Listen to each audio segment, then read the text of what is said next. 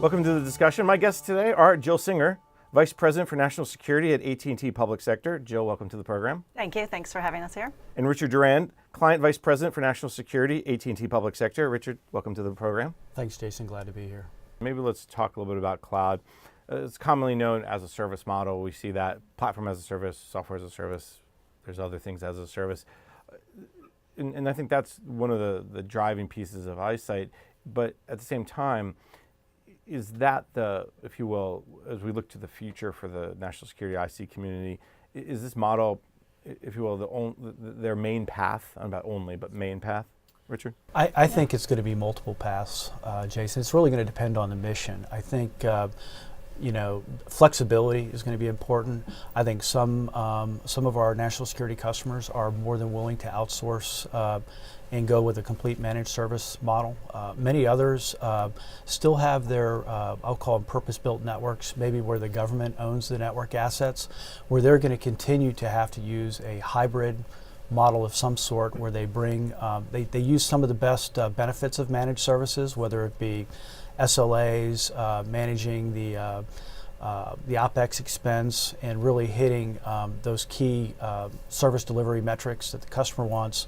But some of our customers aren't quite ready to take a full jump into the managed services arena. So it's going to have to be a flexible approach on how they're going to run their environments. I would completely agree with what Richard just said. We have various models that we see across the intelligence community organizations, and each acquisition model is designed to fit the risk profile, go back to that, of a particular organization, as well as the acquisition preference by an individual organization. More often than not, I would say, managed services, many people just define it as I fully outsourced everything. Somebody else owns it and runs it for me, and I just hold them accountable for a particular level of service. Often in the intelligence community organizations, there are forms of managed service. It might be government-owned, government-operated. It might be contractor-owned, contractor-operated, which is the general definition that industry thinks of with managed service. We find more and more that it's really government-owned, contractor-operated as a comfort, is a sweet spot.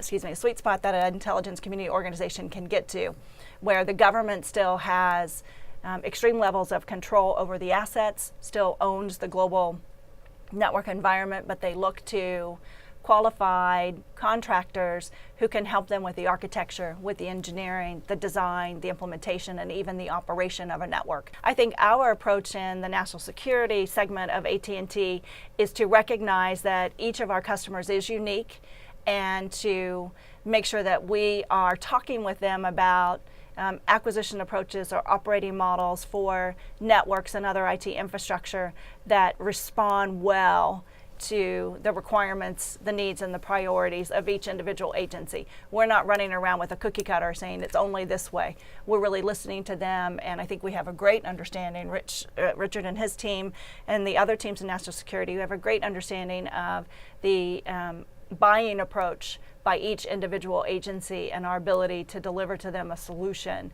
that will respond to that buying approach.